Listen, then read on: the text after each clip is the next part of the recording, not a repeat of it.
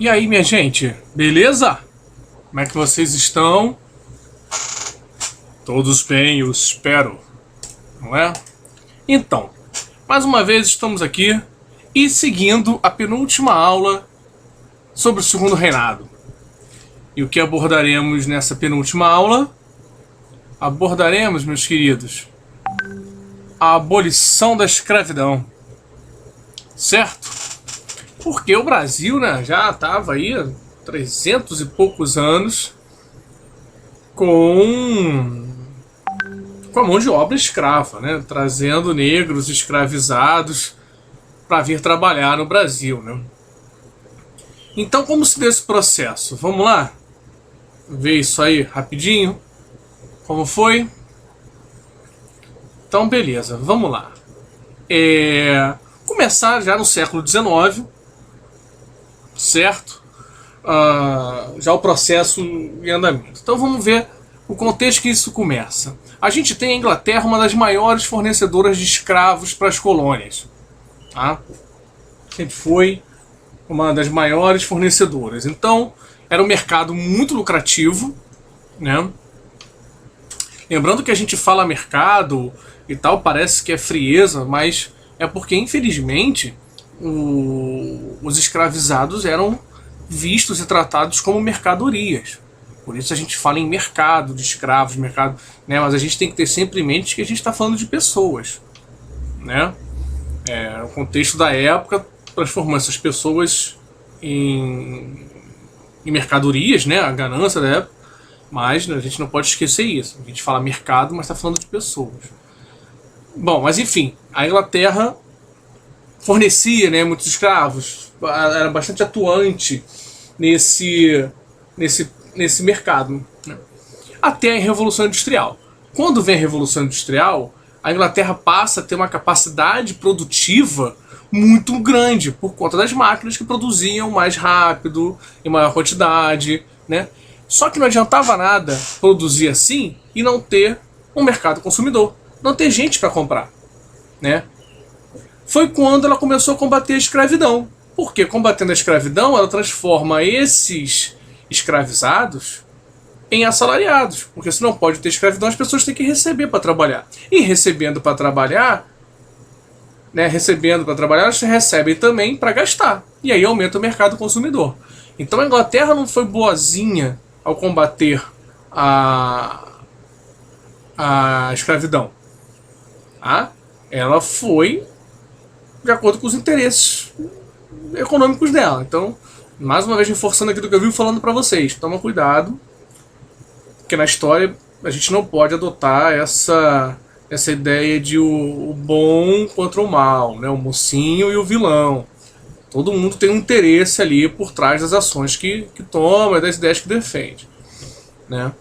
E com a transferência da corte portuguesa para o Brasil em 1808, né, quando da invasão de Napoleão lá na Portugal, a Inglaterra ajuda, né? Vem fazendo a segurança da corte para caso alguns navios ingleses seguissem e tal.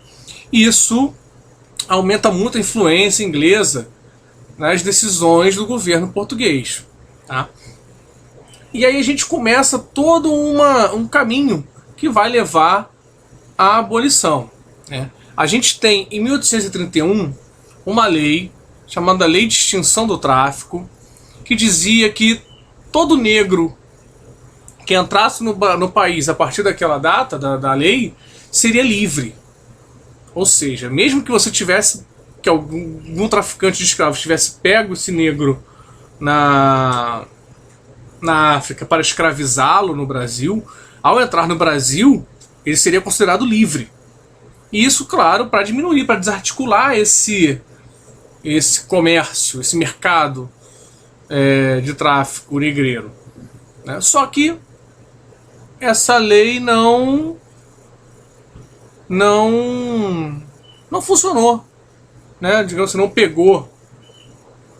Era mais uma lei que foi feita para atender a pressões inglesas, e aí de onde vem a expressão de lei para inglês ver, né? Várias leis foram feitas e começaram a falar, isso é para inglês ver e parar de encher o saco, entendeu? Então vem essa expressão aí E isso é para inglês ver, é para inglês ver. Isso aí é uma coisa quando você faz só por fazer, que não vai cumprir, tá? Então acabou não sendo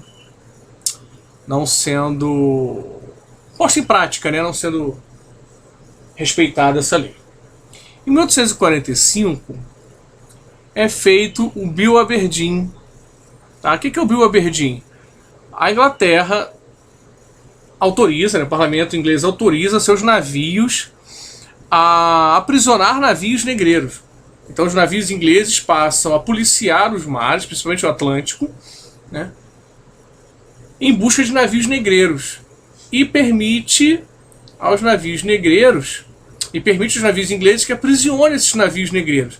Isso também, mais uma vez, para começar a combater esse comércio, esse tráfico negreiro.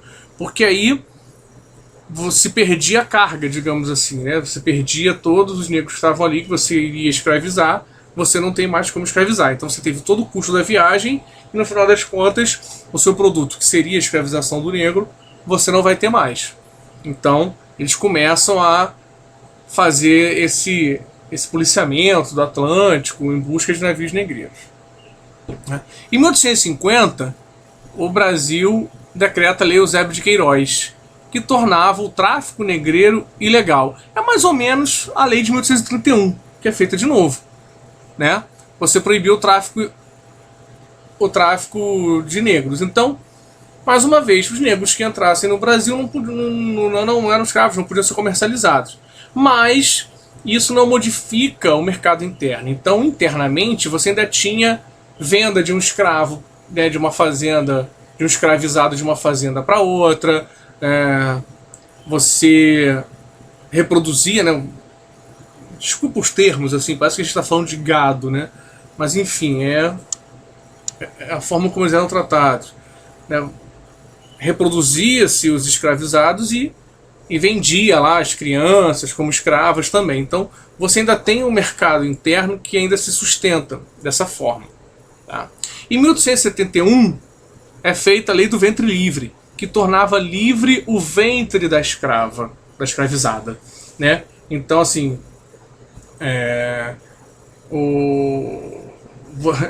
muito engraçada a terminologia, né? Curioso, porque uma criança não pode nascer livre se ela nasce de uma escravizada, né? Mas eu também não posso libertar todas as mulheres, porque se perde o trabalho delas. Então você liberta só o ventre, porque aí a mulher continua sendo escrava e você simplesmente torna livre a criança que nasce dela. Só que é uma lei esquisita, porque a criança não nasce e vai embora, né? Não pega uma trouxinha, põe no ombro e vai embora. Ela fica com a mãe. E aí ela fica com a mãe, vai crescendo e fica ali, vai ficando. Então também não tinha muito efeito, tá? Em 1885 tem a lei dos sexagenários, que é mais uma outra lei também que não tem um grande alcance, porque libertava todos os escravizados com mais de 65 anos. Cara, muito poucos escravizados chegavam a 65 anos, né? Há pesquisas que dizem que o tempo de vida médio de um escravizado era de 19, 20 anos.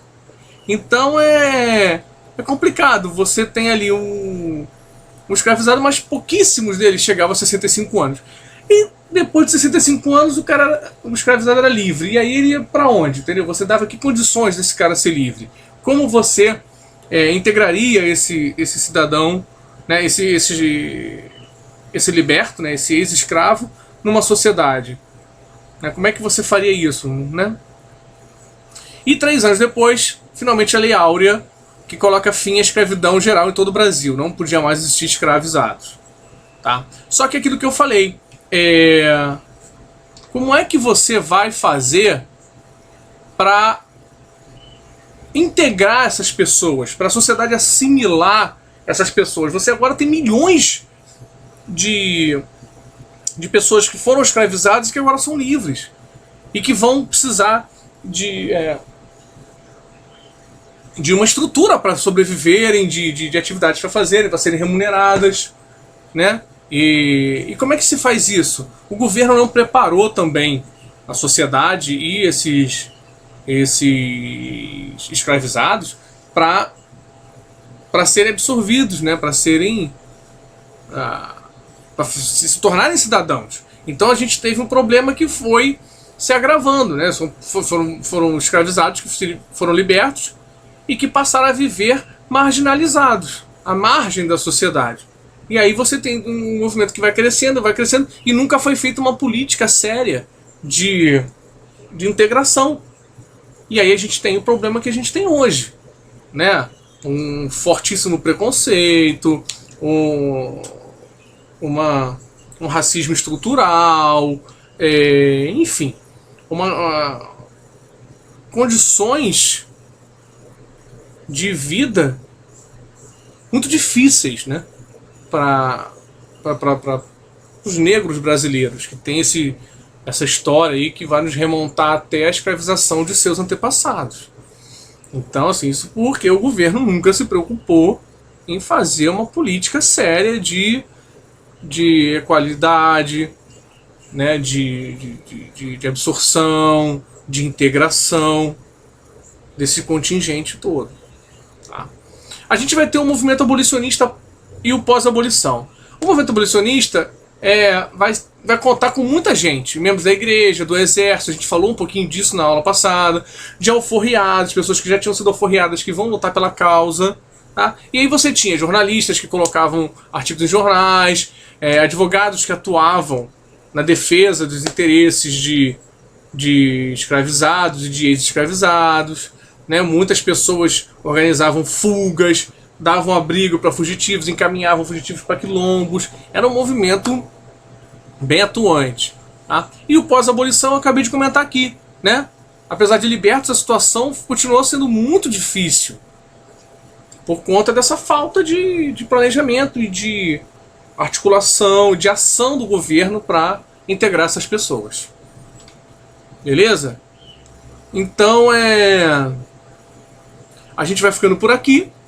Essa aula aqui rapidinha, a gente falou aí sobre a abolição da escravatura, um pouquinho do pós-abolição, e agora a gente vai para a aula sobre cultura no Segundo Reinado. Beleza? A gente vai um pouquinho das influências culturais e aí a gente fecha o Segundo Reinado. Tá? Então, ó, já sabe, faz os exercícios, anota as dúvidas, veja e reveja essa aula e participe das lives de terça-feira. Ok? Então, ó, tô esperando vocês. Um abraço, fiquem firmes e se cuidem, beleza? Tchau, tchau, galera!